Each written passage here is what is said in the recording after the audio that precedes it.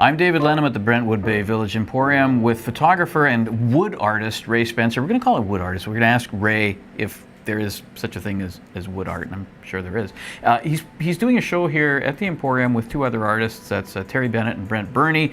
A trio of friends, we'll call it. Indeed, a trio of friends, and yes. fun to do a group show, isn't it? Yes, I know both of them quite well. Yeah, well, which is good. And we know you quite well here at the Emporium, and I want to say welcome back, because I chatted with you a few months ago.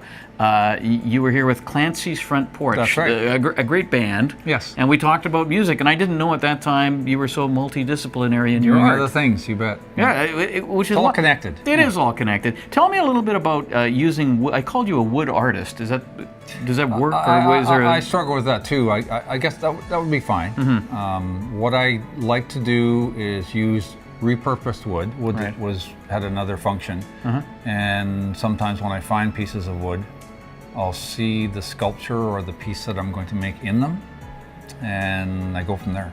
And it's all connected to music too, I was going to say, yes. yeah. And I was just looking at some of the pieces. Really fantastical stuff. You're using wood and plexiglass or Lexon or some sort of clear material. It's plexiglass. Is it? Probably taken from old hockey rinks or something. It's from the Forum. Well, the way that happened was the piece that the guitar is on is a guitar stand. So when I built it for one of the guitars I play, when I put the guitar in the stand, you can't see the stand because the guitar is in the front. Right. So I had the idea to make a guitar out of plexiglass so you could see through it. It's nice. It's the ghost see the beauty of the wood guitar. behind. Yeah. It is beautiful. Yeah. And I thought it looked really cool. When I did that. You've got an old microphone on a sort of microphone stand that you've built as well. Yes. Microphone doesn't work, does it? No. But it did at one point. It did at one point, yeah. It had so its it's a good life. prop. I saved it for a prop, I like that. And there's really cool music stand as well. And you've got, again, using the plexiglass for sheet music. Well, the idea was to convince people who were going to buy it as a functional piece that it was used for music. So I put the music onto a piece of plexiglass so you can see through the glass.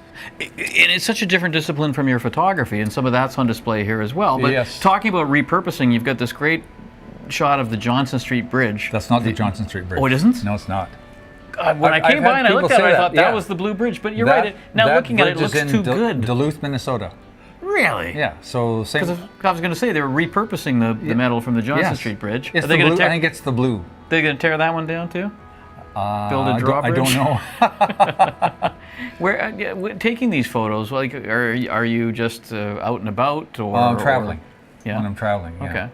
It's a way to collect images to remember places by, and I try to capture a feeling or a sense of wonder about that place that I can transfer into a photograph so that other people will feel the same thing. That's really lofty.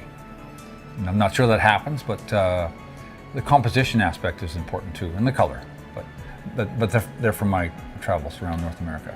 You were a visual arts teacher. Indeed I was. What makes a great visual arts teacher? Is it just inspiring a student to say, you can do this, or is it technique, or what? I think the most important part would be that everybody and anyone can do art. It's not a gift. It's not something. It's something that can be learned and taught. Everybody can do it. And I firmly believe that. I don't just say that to be popular or for the kids to buy into it. It's actually very true. And so it opens up the possibilities for everybody, because anyone can do it. There are a few brilliant people, but not very many, handful. But for the rest of us, we can express ourselves that way. So.